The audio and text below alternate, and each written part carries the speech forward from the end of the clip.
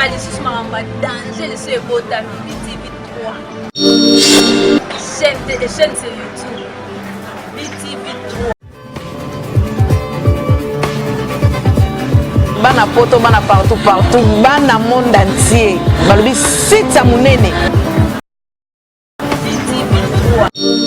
Babi landa mambo bien na kata BTV3 pour se retrouver.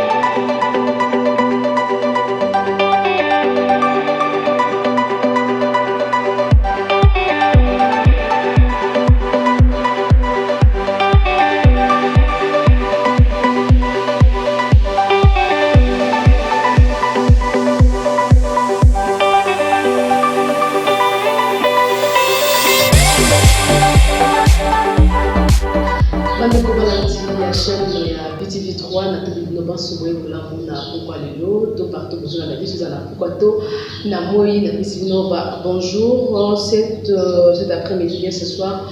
Trompette les solo mouké na oyo bazobenga Steve Kivuata. Azali moko ya bakadre ya la muka weza ko sangisa ba tobenga ba opposant lelo oyo mwana muka Adolphe Mozito, Jean-Pierre Bemba, Moïse Katumbi. Pour n'attendre ba o wana musuye mtoko bakisa mwana muka Steve Kivuata. Merci beaucoup pour l'invitation. On a toujours autorité parce que malgré l'occupation, on a eu quand même un peu ce temps pour tout cela. La journée, le trompette des solos est allé actualité générale de la RDC. Tout pendant les solos est allé arrivé à Anthony Guterres, on a dit Mokambi à Nations Unies, à Komaki à Onamboka Congo, à Bandaki na Est, normalement na Nord Kivu, puis à aussi des Awa puis Tata Mokondi, Presse Sérédi à Yamie. Quelle lecture aux ça na Boya et Non, mais le secrétaire général des Nations Unies, il quand même un haut responsable sur le plan international. Les Nations Unies, il y a un considéré comme étant communauté internationale. Eh bien, ceux qui ailleurs Tokoki seulement pour y malamu, mais tout simplement, il y a un agenda et puis haut responsable ceux qui basent un agenda précis. Mais l'agenda a fait invitation la coalition la Muka pour été ayoka oyo ya solo peuple congolais a fait ça qui voit na bango majorité à peuple congolais yango wana coordonnateur de la coalition la Muka actuelle le président Jean-Pierre Bemba a délégué quelques personnalités quelques hauts cadres ya la Muka pour na bakuta na naye babeta effectivement masolo ya mboka topé sa position na biso en tant que la Muka sur crise politique et botani après l'élection. Est-ce que crise est allée? Crise ezali makasi maman omoni peut-être bato balingaka bamona crise tango ekopanzana tango eko exploser mais lelo frustration na kati ya peuple ezali makasi plus de 60% ya bato bapesa ki confiance na président légitimement élu Martin Fayulu mais détournant ba voix na bango crise ezali parce que ils ont la frustration makasi ya biso ba oyo ya la Muka to préparer projet à malamu pour na peuple congolais mais malheureusement iba biso bokundi à travers hold up électoral au basala FCC na cash fabriquer ba résultat ndenge to confirmer qui a go na présidium na biso à la Muka et kaki na Lubumbashi. Donc, Tokoki va se laisser faire tel. Effectivement, parmi l'image de la crise, topé résultant de la crise, il y a une coalition qui salami au baza komi beta bakuba parce que bango moko ba yebi que pouvoir na bango yoti na peuple te. Et yoti na bango moko ba créer. Tête, ils ont le quoi kubomba te, nani éviter que le pouvoir yoti na kingakati. Antonin Guterres à Koyamba, Lamuka, il y a certaines langues qui disent que moi, Lamuka, Jean-Pierre Mbemba, inscrit Bakomi Balete, soi-disant, il y a, on a pas tout le but, c'est circulé sur les réseaux sociaux, même des chaînes aussi en ligne, où on se va être basé sur information, mais là, on peut aider sur le en tant que cadre, il y a Lamuka, ce qu'on confirme, aussi, pour le bas été.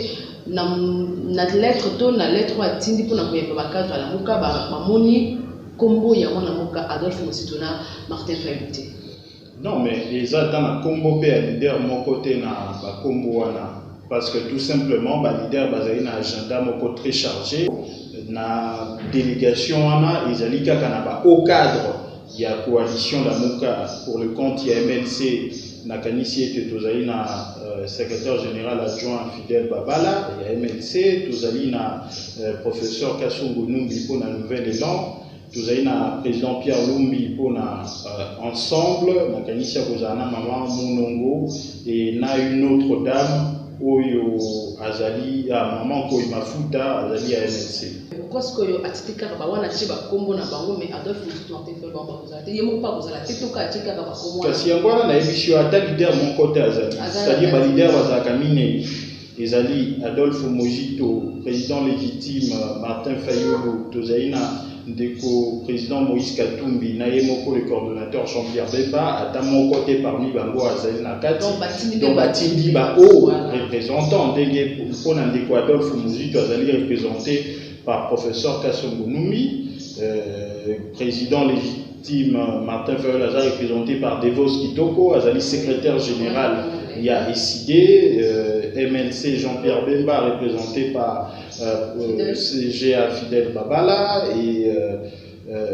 président Moïse Katumbi par Pierre Lumbi na Maman Mounongo.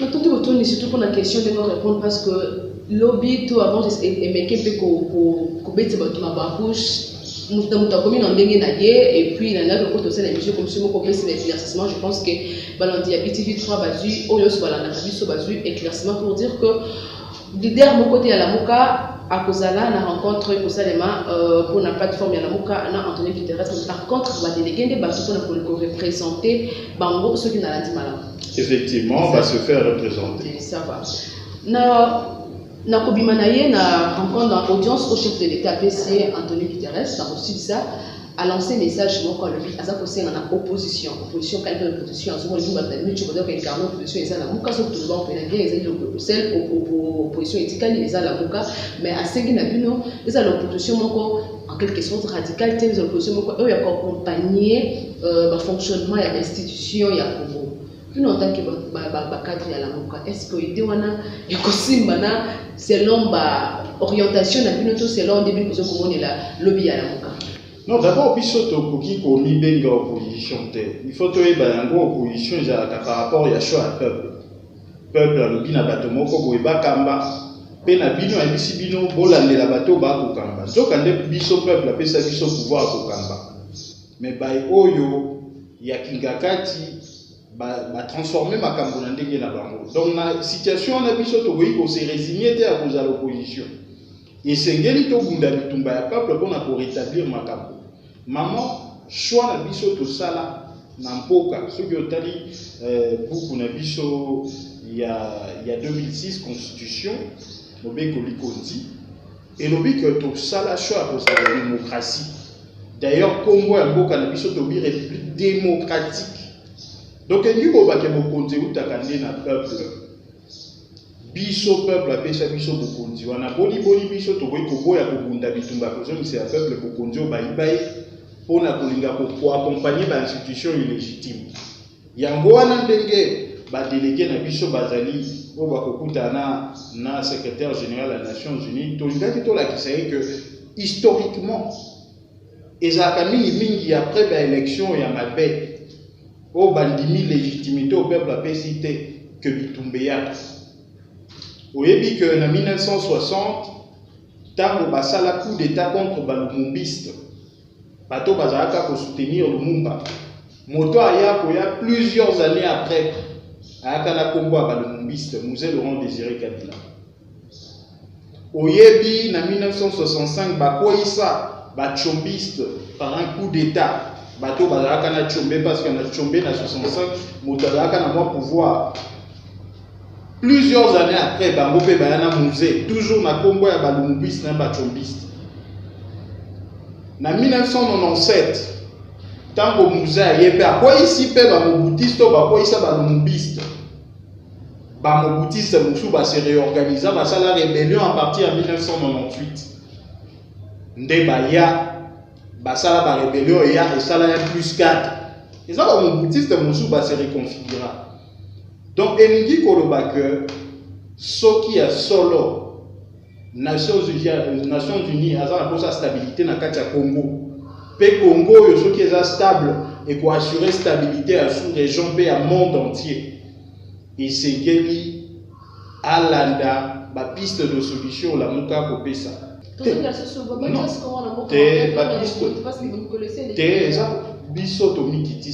Contrairement effectivement au président Gaïl Depes Yakalawa bandaka kosenga impérium tino ake kokufa senga ka impérium biso to pesi piste de solution to lobi bato ba yimbi bokonzi ya peuple tondimi bakamba na tambo moke mais to ça la réforme institutionnelle pour na to zonga na élection anticipée le quoi to une république démocratique et que bokonzi senga ke utana peuple to zongi sa peuple bokonzi après élection anticipée.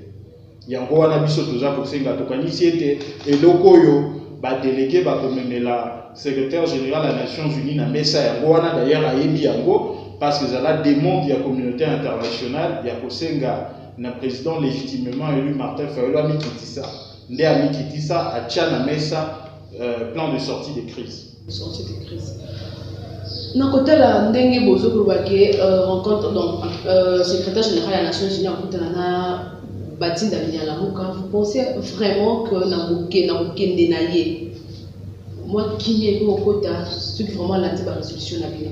Mais bien sûr, dans la République démocratique, ceux qui t'ont que la peuple, qui est Kozala, parce que le peuple est démocratique. Biso toza na posate à démocratie moko fabriquée, parce que yé na boka na yé, pe na boka ba ya mindele bandi makate que motomoko a contourné peuple. Donc, Baya Kate, ministre des Affaires étrangères française à l'Obaki, que Bisso et Ali, tout ça, qu'il y a un arrangement à l'Africain. Quelque part, ils ont même respecté. Il faut Bisso et Ali clairement que Motoso qui a devenu président de la République, a devenu député national, a devenu député provincial. Et ça, il y a solo peuple montaponais. Parce qu'à cause de redevable, à combattre, il y a quelqu'un qui n'accompagne. Bato ba besa kinga confiance ba na eloko te ba na maite ba za na utiliki te et sengena sa mosala pour que bato ba zo utiliki ba zo mai yango wana biso tozali effectivement ko yebisa bandiko na biso secrétaire général à Nations Unies to ko yikondi ma compromission te to ko yiko sala opposition te et pas bato ba yibi bokonzi ya peuple. Tu vois que ça le résistance na bango parce que bah il y a pouvoir à peuple. Donc il faut résistance soit na télévision pour la qui ça que en réalité dewana na démocratie et na RDC pour la république dictatoriale du Congo. Donc il faut ça motomo ko na kingakati ndeti tata na endenga bata ko sala au lieu élection ça mais ya ko nommer bato na stylo. Mais na tango akala tango parlement au musée sala ko ezaka na Lubumbashi. Ezalaka que ba député baza nommé na stylo à président. Wana coûte ezalaki moins grave parce que l'élection bana ko ça maté. Mais awa vous dépensez plus d'$1 milliard pour la élection mais motomo ko na kingakati ya kokoma na stylo nani président nani ba député. Te yebani maman eza ko bomba te nani yango éviter que bokonjo eza siko eza bokonja moyibi. Même ba journaliste ya bino amidele ba tout na président proclamé ba est-ce que solo za vraiment complètement président. Yemoko ayoki soni habite to kata ka émission. Bato ba ebi. Donc côté la discussion là tende costume tu vois to continue na émission na biso to silisi na likamba boye ya secrétaire général des Nations Unies to dans le likamba c'était une quête les gana koleka le oyo kambia molobi ki azali mutu oyo ba cheko tia bokamba mizo mutana na kinga kati bato bazolo ba nyonso wana quand même le loyo apesi gratuité na l'école primaire. Ça quand même le ko ko malamu to yimo ko ajo décision ce qu'on a fait sur décision na kinga kati lobi asala ki tende ko style voilà. Maman omoni bino peut-être bobotami sika mais makambo ya gratuité enseignement ezali makambo moko faut totala ngo sur le plan de l'histoire. Premièrement ils ont la constitution mais wana ezali argumenté mais na ntango kala enseignement ezalaka gratuit. D'abord ntango ba belge bazala ti na 1977 77. D'abord tu es pour nani enseignement esengaka enseignement de base ezala gratuit. Ezali parce que l'État lingaka pour investir na bana na ye parce que bana wana nde moto ba créaka richesse na mboka eloko ba bengi capital humain. Soki bato mayele boza bato mayele na mboka eliko bake bakosaka mosala malamu ba entreprise nyonso koya olieke za ba paya kosala mosala ekoza ba congolais. Donc l'État est beaucoup bien à charge wana pona na mi créer les ba délinquants na chamoso nanga botali sabana si peut-être na niveau à 18 ans. Il y a encore enseignement primaire, na secondaire et c'est na biko le belé où yo baza organiser za gratuit pe biso ezalaka bongo. Il y a liboso. Il y a mi balé. Ezalaka été surtout na démocratie za baewana kaka moto basaka ba choix ba gouvernement. Ce qui bola kotangisa bango malamu te. Moyen effectivement bapona bato malamu kozala te. Pe ya misato eza parmi bango bato bokotangisa lobi bakozala ba gouvernement bakokamba mboka. Donc ce qui bolingi que mboka na bino ya la malamu lobi et c'est quel point investir dans l'éducation. Yango wana effectivement ils ont un philosophe moko bandai koloba soki olingo boma mboka ko boaka bomba atomique était bomaka ka système na bango éducation ndoko boma mboka. Donc likambo ya gratuité eza likambo malamu parce que ezala depuis kala.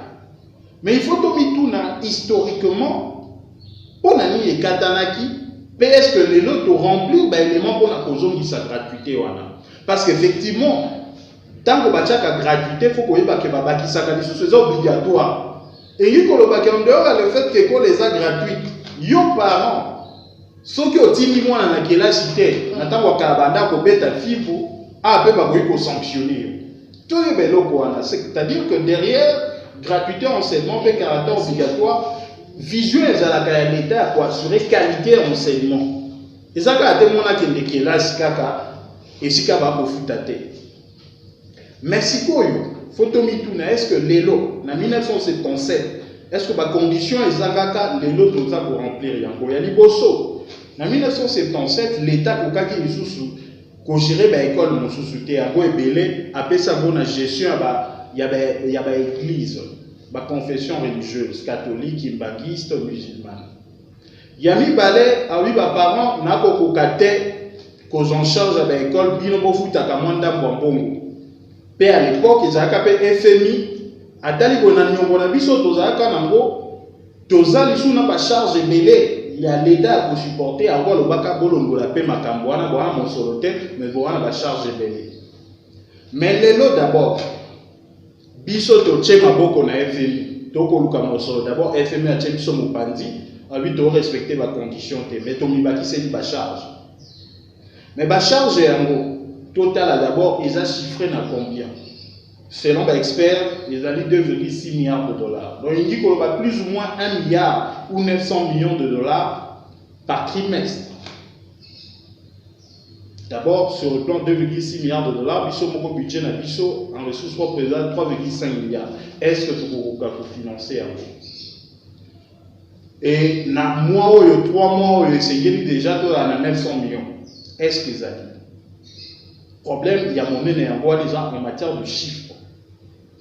Parce que ceux qui ont respecté les chiffres, parce qu'il y a des éléments, ils allaient même enseignants, environ 400 000. Enseignants, il y a plus ou moins 400 000 au moins tant que les parents vont à l'école, ils auront quelques prix. Donc, tant que les parents vont foutre de l'autre côté, et ils disent que mon solo, il y a comme prix, mais que j'ai acheté. Mais l'État n'a prévoir des salaires na bango. Donc tant que tu as gratuité, vous avez un élève qui est dans l'école. Oui, les parents vont profiter de l'autre côté. Mais vous allez enseigner par des enseignants non payés, ni salaire, ni prime pour quelques enseignants, ni sous un salaire mais sans prime. Donc, on a gratuit, mais peut-être qualité, il y a enseignement et qu'on risquait débat. Parce que de deux, tango gratuité enseignement et sengamaka. Et sengaka été va prévoir yango na programme commun. Bango ba kokamba ma FCC catch. Maintenant, on va présenter le programme commun à Bango tenant premier ministre a été, mais déjà on va dire gratuité enseignement. Et bon, pour ceux qui premier ministre a été, a bandi sous qu'on va être échelonné. Tout à ce pays, tout FCC a habité. Biso de moni bocha ngosima. Surtout que Bacheli Bango ministre enseignement, Mokolo, une école privée. Donc, il y a un conflit d'intérêt. Depuis qu'on a les cas, il paraît que l'OBI va vous présenter un bon mardi. Total. Troisièmement, après programmation, et c'est à la budgétiser. Bilan on a budget à 2019, il faut prévoir une gratuité enseignement parce que là on va présenter budgétaire. Mais on va dire déjà la gratuité enseignement. P budget en gros et c'est qu'il faut prévoir il y a 2019, budget à 2020. Donc aujourd'hui on a moto il y a quoi ça parce que ça na constitution. Mais tout autres a une modalité parce que bango on a niveau na bango au lieu d'abord on va consulter des experts avant va annoncer. Bango va annoncer là nous allez ba expert va pour étudier.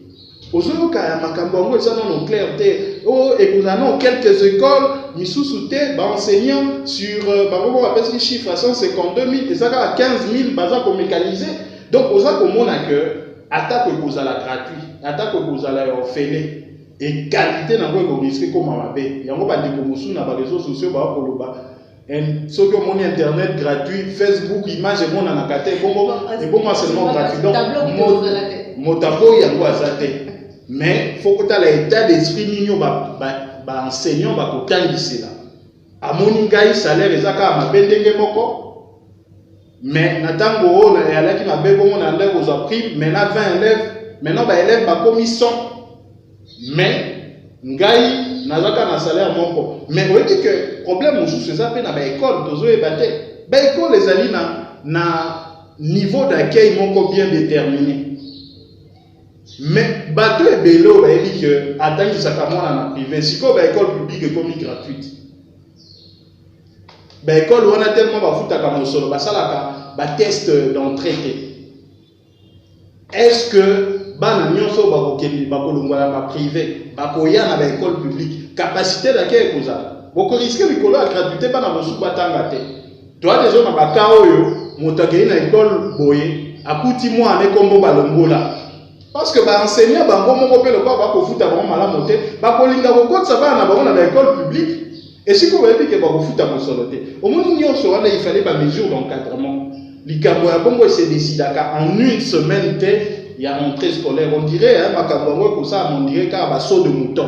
Au moins, dès que ça la maquite, bah décider qu'il y a un saut de mouton, ils ont la bâtisse, ils ont un embouteillage partout, mais bah, tout ça, il va étudier. Sinon, les lots, tout auquel pendant l'embouteillage, aucun saut de mouton ici là. Dès que vous avez la gratuité en enseignement, mais on a un rythme saut de mouton. Donc, on a la chance, nous l'avons, on a gratuité aux élèves vraiment.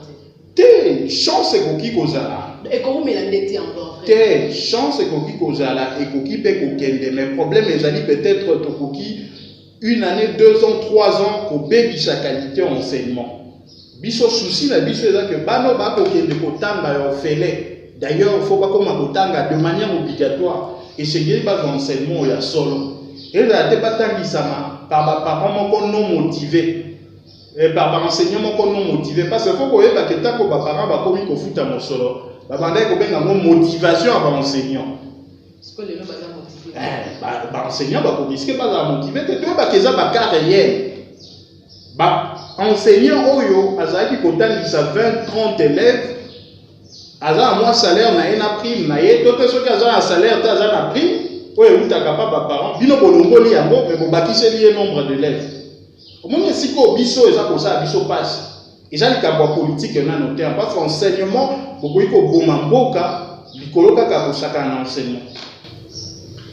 Toko bakaka na émission na biso na moka Steve qui voit dans sur balance ya BTV3 bazo ba réponse na bango et longo bani na ba question oyo batuna kinga ba benga kinga yi ba bakina to la bino et pas moi na moka Steve qui voit da gouvernement to ibaki na moka Steve qui voit da moni composition de na kota la commande ngepini cash FCC coalition pour moi aussi parce que pour accompagner vraiment chef de l'État la vision en ça. Non, gouvernement, maman, et le d'abord est grave, au moins le moyibi et ça la makaka kanandinga malamote. Oyebi gouvernement est venu plus de 7 mois après que Tango Bazwaki Bokambi. Donc il y a encore déjà aux accommons les a le mapé makaji parce que peuple congolais a perdu Makabobélé.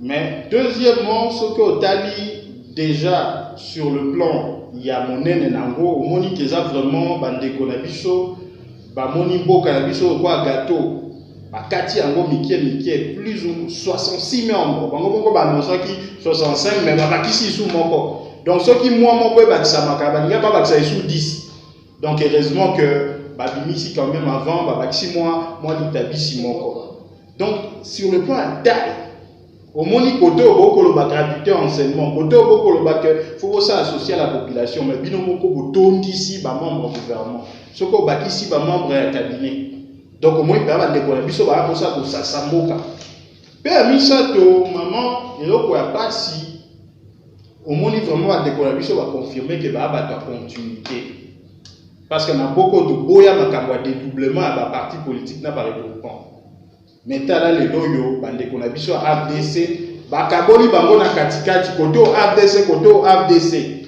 donc AFDC ceux qui autonome koto AFDC FCC et ça les makate ni be koza clair to boya ki mikolo mileki ya to boya ki yango wana ezo salema donc gouvernement moko komona que eza ko violer mibeko ya mboka pe ya misato et ya minei plutôt gouvernement ngo eza on dira ba pire petit. Donc, bato moko son profil, au moins ndeke basaka na tango kala tata gizenga, c'est-à-dire bazui mota CV à malamu bache, misu bache ba CV à mike, oto komona bango même le poto bako boko lo bate. Bache bango, mais siko ya ponika ba CV à mike wana. Yango zomona ba ministre mosusu ba vice-ministre mosusu baza son profil. Yango bato mosusu selon ba rumeur mosusu ba lobi que batongo déjà va s'initier bango déjà va lettre à démission. Il y a quoi on ba rumeur mais keba jamais il y a pas de fumée sans feu to yebi ba s'initier bango ba lettre à démission comme mo kende mo bandi ba brandir bango déjà ba ko ici. Donc patwana to yebi bango eloko mo yibi maman et profitaka te et kendaka musika te yango wana effectivement gouvernement wana to yebi eloko asike ko bimisa te parce que la politique à continuité à FCC ba ko sala.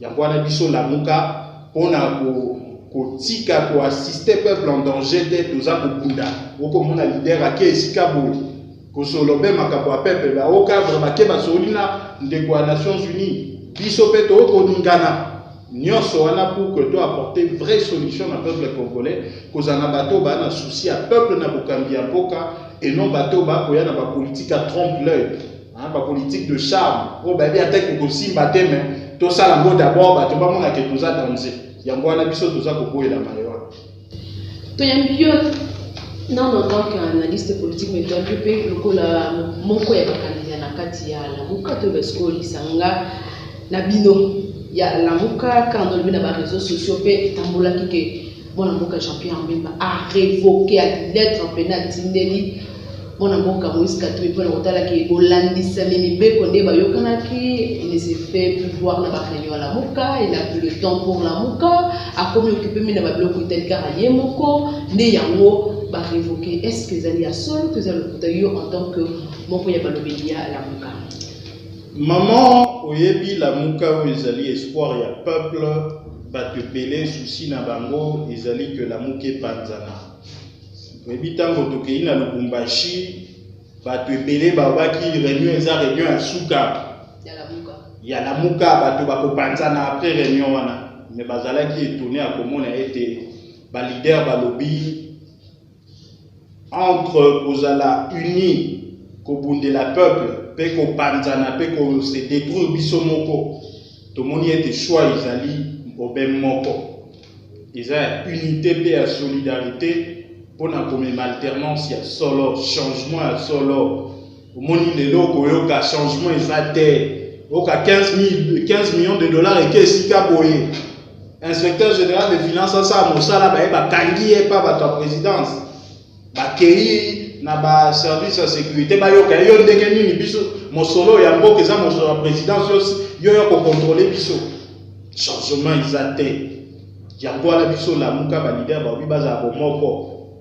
quelques esprits faibles ba benda bango ba pesi bango ma biloko ya mike mais ba leader o batikali ba biso to ko bunda obe pona peuple yango ala loko a show isaté loko ba ko koka biso te ba bito créer ta ba fake news lettre wana ezaya lokuta monene etika kozala te parce que mayo bakomi na kati eza mpe lokuta la muka ezali méga plateforme politique. Parce que quand tu le vois, il n'y a jamais de fumée sans feu. Pour la fille, il y a on a vraiment maman. On a pas de source, il n'y a pas de fumée sans feu pour la fille. On a évité que Batouana baza comme un changement.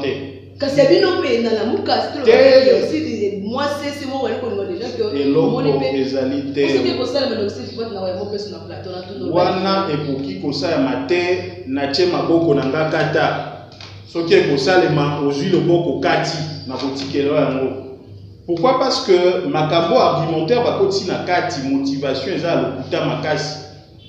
Lokuta pourquoi? Parce que ndenge na obila muke eza méga plateforme politique. Epekisité na ba entité politique et ça va réunion nango. Ensemble la outai ko ça réunion na Lubumbashi azo ça ba activité. Tomoni dynamique de l'opposition et comme dynamique pour la vérité des urnes. Tomonaki MLC a saï ba réunion na bilenge a formé bango na école à partie. Pe biso nouvelle élan toza ko préparer bilulu minene. Ba journée portes ouvertes. Il y a nouvelle élan to ko sala. Donc pour ça activité de président ensemble aza ko sala izali ko violer libé qu'on a bisoté à la Muka convention le 27 avril. Donc ils a déjà argumentaire moko faux au coordonnateur et à la Muka le quoi et libé qu'on a biso ko bimisa ya voter. Peso ko tali ba style ya écriture na même français comme on a que on dit makambo outil na FCC cash. Parce que biso ba style ya écriture bongo ezakate. Donner style écriture ou ko détecter. Toyebi que au français yo ya boyo de ya ba membre na bango gouvernement. FCC cash. Ya FCC cash. Pour la podcast qui voit dans un combat comme peut-être muke la suka ya émission na biso. Au tout cas comme il y a dynamique pour la vérité des urnes, on ne voit pas que dynamique pour la vérité des urnes et comme ça moi na muka Adolphe Muzito Martin Fayuna moi na muka Mobati je me trompe parce que j'ai la sorte de tato balega raba invité qui mamoto on ne sait pas comprendre de quoi c'est bien maman makabwana encore isa le kuta monene ngenge na obibiso nouvel élan tango tokosala du 14 septembre au 20 octobre 2019, la journée portes ouvertes na biso, beaucoup de monde président légitimement élu à Bozala, beaucoup de monde la cadre, pe ba responsable mosusu ya MLC, il y a ensemble ba Bozala et l'indique kolobate que bango ba koti nouvel élan. Donc dynamique, il y a vérité des urnes, ba chaja qui combo la bango des dynamiques de l'opposition vers la dynamique de la vérité des urnes, pe ba invité président, il y a eu des PS peuple. Oh, bah, Bengi, Valentin Moubake peut inviter autorité morale et nouvelle élan d'Equadolphe Muzito. Donc, Wana, il y a eu la création, Baninga Nabiso, Bazana va argumenter, il y a pour défendre devant le peuple. FCC cash. Bazana argument pour défendre devant le peuple, en Wana, va créer l'artifice. La porte ouverte, il y a nouvel élan, le coopératif, comment? Non, mais ça, Madame Mingi, nous sommes déjà prêts. Tokolobela à venir de la RDC en chiffres parce que Tolingi, peuple congolais, Aïeba, Esika Tozali, Esika Touti, et Esika Toza Bokende. Parce que moi, je suis Mosusu, Batobamona Kangoli Seki. Faut payer Oba, Bazu Bokaminandeka Moïbi. Nini Bakomeme la peuple en termes à Misala, en termes Yamaï, en termes à Lotiliki. En termes il y a des logements sociaux, en termes de banzela pour construire l'économie. Nous sommes les chiffres comme ça, peuple tango et kozala bakambi tellement bango message ko charmer peuple. Tango bakoya ba chiffre le kota ba vite si ko boko kosa. Il y a une nouvelle élan dans tous les domaines politique, économique et social, bah quoi là chiffre. Mais invité bazali ba pas moi na Martin Fayulu, est-ce que vous invité ba suko ba do gérer pe mboka pe ko invité ba c'est aussi une bonne idée ba ya ko yoka ba moko ko ba même que ko stimuler ba matika peut-être ko loba ne ko ça peut-être peuple congolais. Te bango ba kolanda na italoike parce que tout ça là tout pour que les allent en direct. Bakolanda ngo to yebi hein bako atako bako kota na ba chambre bakolanda ba chiffres comme ça maman bakolanda mais bato auto invité ils allaient principalement d'abord ba cadre la nouvelle et non bakoza ba intervenant il y a mi balé et koza ba cadre à la muka ya misa que koza ba cadre à la société civile il y a monde universitaire surtout bakoza la ebele pona koloba parmi na assistance ba diplomate ba kozala bato mosusa ba état étranger kozala pe ba ndeko ba kozala sur place te ba kolanda ngo na italoike parce que to chango en direct surtout ba ndeko na biso wana ba déjà que peuple a kokoma na bikolo ya ba chiffre oye na enseignement pe ces chiffres ba oui et siko okosi oye na makambo ba ndako okosi boye ba bité okosi na chiffre jamais oye ko tonga biso ba logements sociaux à crédit na mosolo wana. L'attendez votre dit moi la Steve qui voit ta mais particularité émission na biso qui na suka nango il faut le ba moi makanisi moko na mai matali perspective ya élection za ko ya berero isala ni lelo ko ça ndeni pona 2023 berero wana besoin surtout makanisi ko ça nango pona élection 2023. Maman biso tozali na paquet à la mesure effectivement le lot toza koloba était plan la sortie des crises wana ya président et légitimement élu Martin Fayulu, ils ont colobé la réforme sur CENI, ils ont colobé la réforme sur cours constitutionnel, ils ont colobé la réforme pour les droits humains parce que les bébés qui écarté na candidature na bango na raison pourquoi le Kouta, ils ont colobé la réforme il y a force de sécurité parce que deux fois et je vois Carole il y a Mabé kaka pour na bateau à pouvoir, puis ils ont colobé la réforme contre la corruption parce que tu dis qu'il y a corruption des mêmes kabato il y a Koyiba pouvoir il y a peuple mais parmi effectivement la disposition to kanisi était prochainement to ça a été bazouzi pe bato ya seni bakoza la compromis na makama moyibi ya makonami esengeli était base à la sévèrement puni à ta sanction moko ya 10 ans peine ya 10 ans pe surtout balongo la bango pouvoir pendant 20 ans à voter et à cause de la candidat. Et c'est que les batoba et été koyiba bokondi à peuple. Ils allaient crime makasi pour les kaboubouma bato. Parce que koyiba bokondi à peuple, kopé sango na ba incompétent. Et il dit que le bakoboma peuple nanzala. Et il dit que le bakoboma kilasi à peuple. Et il dit que le bakoboma venir ya Congo. Yango wana biso, nous avons un paquet de mesures, ils ont tellement belé. To boy ko ça un 10 émissions et aussi la kate. Yango wana biso to lingi to gina maponani. Tant que le peuple a connu, tant que le résultat est fini, il y a solo le peuple qui respecte la volonté. N'attendez pas de dire, moi, il y a souka, ce que vous allez pour la lelo, parce que déjà, il y a souka, tu as la souka. Il y a une émission, les lois, ils ont dit que la journée porte ouverte, où est que la 3e rue, quartier industriel limité, numéro 8, où il y a un débat démocratique, il y a solo sur avenir, Nabino. Dans tous les domaines politiques, économiques et sociaux, à abisso débat à libre, à abisso to kangaka batote na monoko, to lingi démocratie à son event dans la boca la biso. N'attendez pas de dire la boca Steve qui va te prendre la souka. Quand n'attendez bino botondi surtout na émission na kanisi était longue vie na yango, et fait sa possibilité na ba congolais bazo maté solo. Merci beaucoup.